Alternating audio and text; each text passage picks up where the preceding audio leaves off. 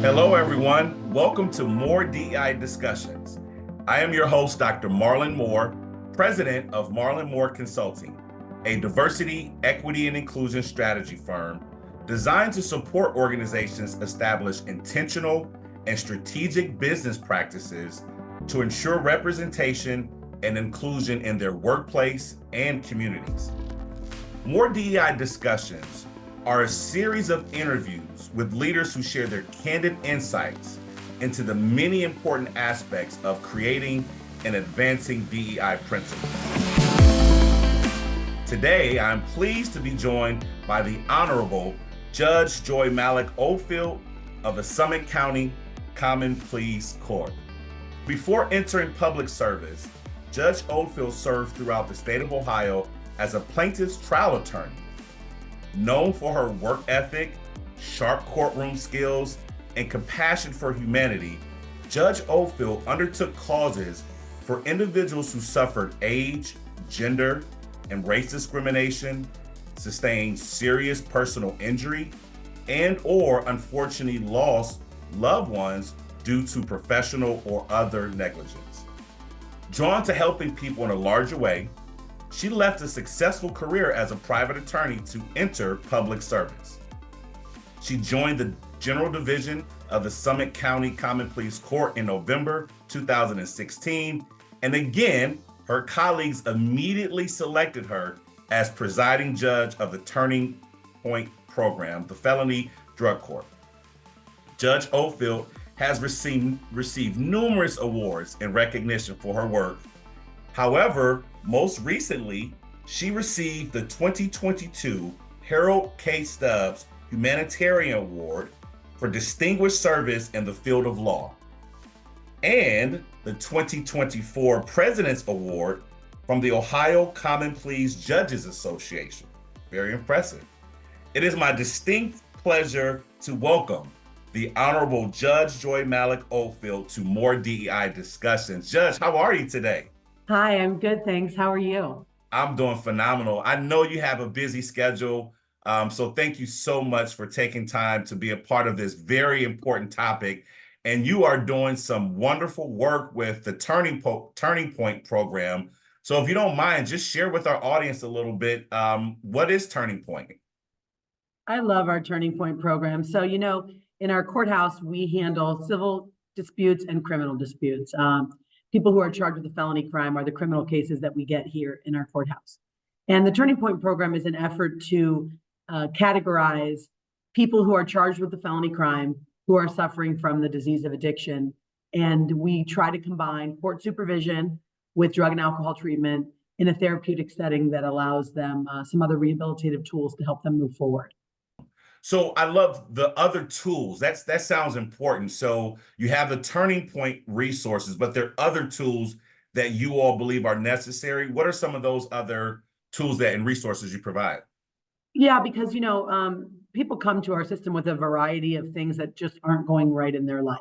Our program is for people who are high risk, high need. High risk doesn't mean how serious is what you did. High risk in our vernacular here means, are you likely to reoffend? How can we help you not reoffend? And some of the factors that we have seen impact that are you getting obviously the right drug and alcohol treatment? Are you getting mental health treatment? A lot of our people have co-occurring disorders. And then there are other, socioeconomic things that play a role in these risk factors. Do you have a stable job? Do you have the education to obtain a stable job? Do you have transportation? Do you have the ability for transportation? Is your license valid? Are you having struggles in parenting? Do you have an open children's services plan? Should we help you navigate that road? And we have other wellness opportunities too. So it's really a wraparound approach to help somebody complete court supervision who's struggling with addiction. And people can do it on two different kinds of tracks. One track, when you're done with the program, you still have your conviction, but you can move forward with stability. And if you're otherwise going to be eligible later to get that conviction sealed or sometime expunged, you can go through those channels.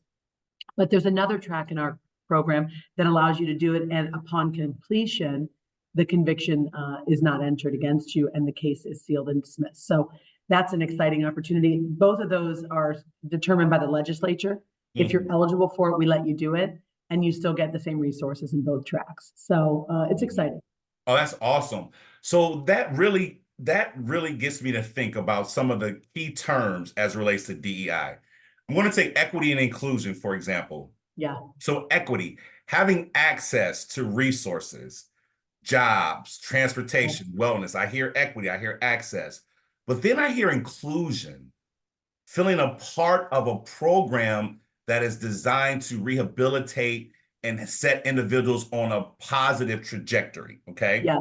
I'm sure there are other programs like this, I would imagine, but yours is one of the first where I can really distinctly see a commitment to equity and inclusion. Why is that so important for you as the presiding judge of Turning Point?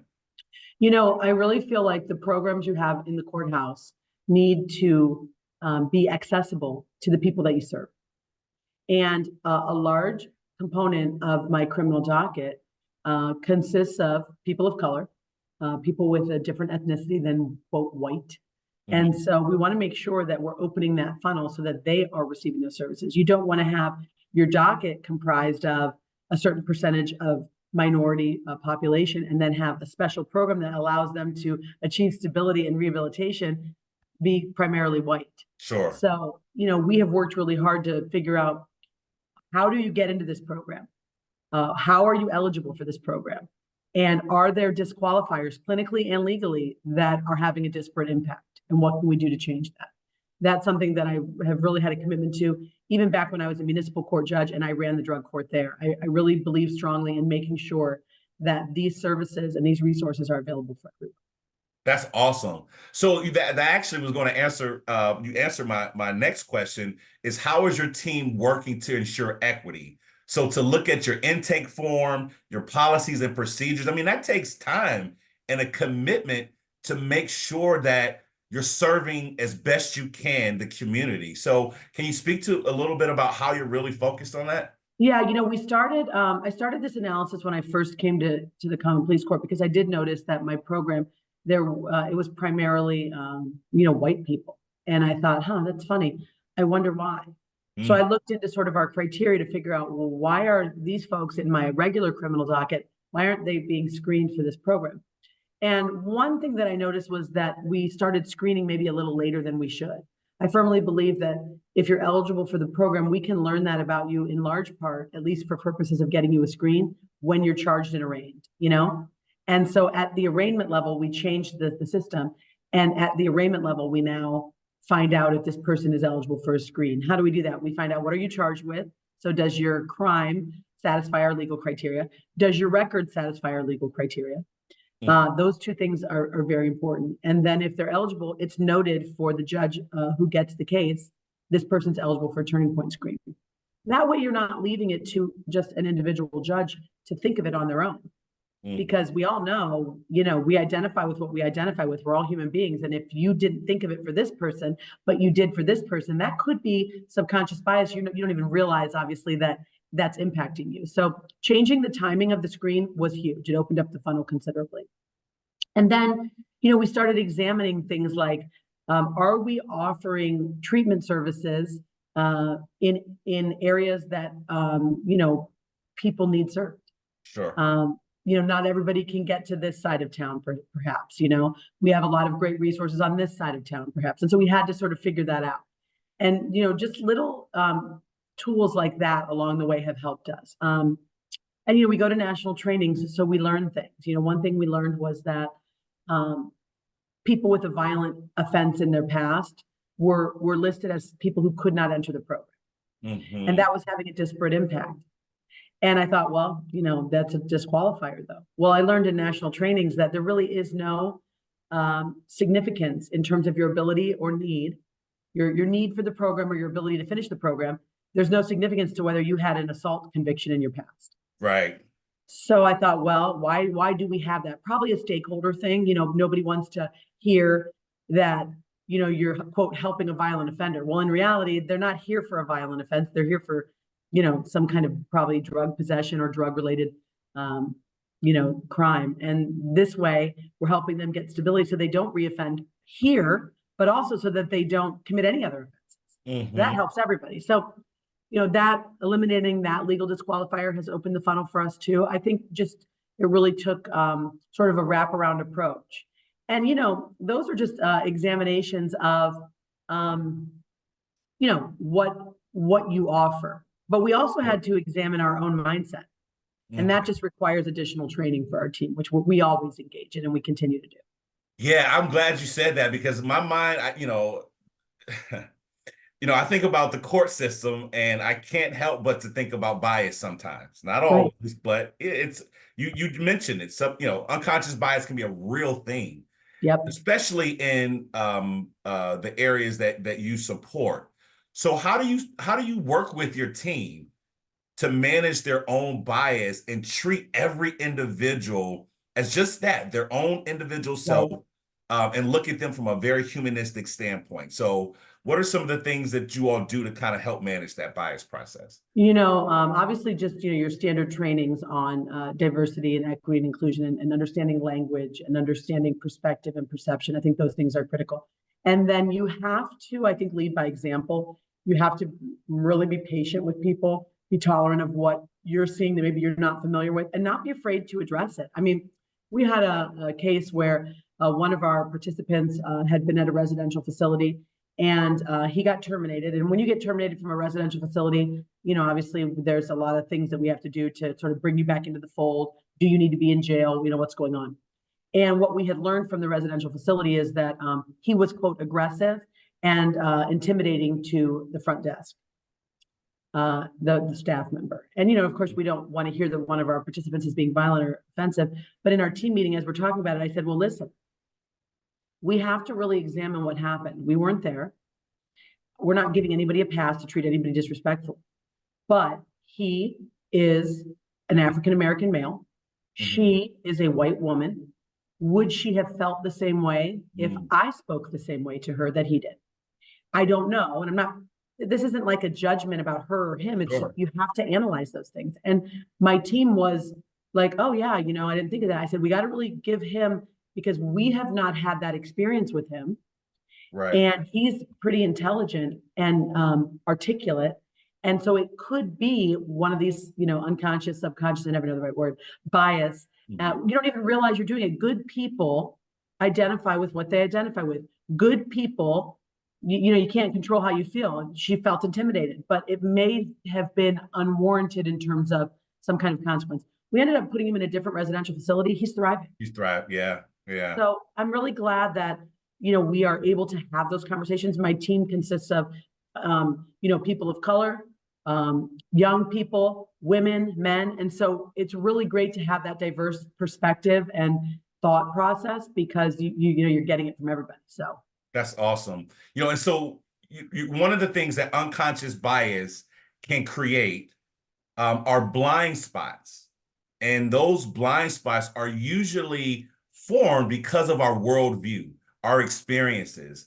And so I'm glad that you kind of introduced this way of managing bias, which is just a pause. Take a moment, slow down your thinking, reflect on the moment, and use that opportunity for making decisions. So really, really glad to hear that. You mentioned your team. How do you work with your team to empower them to make a difference in the lives of your program participants? I imagine you meet all kind of people and they're just dealing with a number of different potential challenges. And so they have to pull together resources to really be supportive. And how do you empower them to do that? One thing that I do is I really impress upon them that, you are the liaison for this participant and the community. You are the liaison for this participant and the court. So your communication with them is critical. I know that our case management comes through the Oriana House, and they do motivational interviewing training with each case manager, which is, really a key and critical component. And my team consists of those case managers, but also people that work directly for me in the court system. And I think, when you think about motivational interviewing techniques, it's about asking open-ended questions so that people want to share their thoughts and feelings. It's about showing support and respect for people's strengths. And and using reflective listening skills. So it's good that they have training in that. And I think that that provides an inclusive environment. That's awesome. And we try to do team building with each other too. We also try to do team events at resources we want to introduce our participants to. So for instance, we really wanted our people to learn how to use the bus because some of them don't have ability for transportation and it was a struggle for them. So we did a team outing where we took the bus.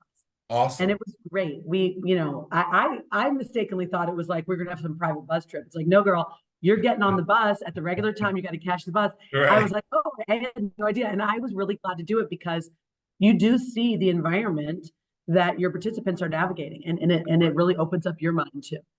That's awesome. Well, as a board member of a regional transit authority, I'm so proud to hear that you all took those steps. That's very impressive.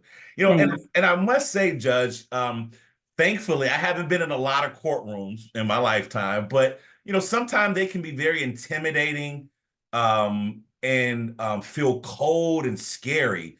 But I've had the fortunate pleasure to attend the Turning Point program and sit through one of those proceedings. And I just have to tell you, my listeners, you are one of the most humanistic and genuine individuals I've ever met. And I think that really shines through. I felt comfortable, not that I was, being having a conversation with you, but I could tell how the participants felt comfortable. And then that allowed them to open up more and be open to the guidance that you all were providing them. So I just wanted to say kudos to you for that. And I really appreciate that. The role of the judge, particularly in a specialized docket, is one of the best practice standards that we receive. It's critical. And I don't pay short attention to it because a lot of our people have not had praise from someone in authority.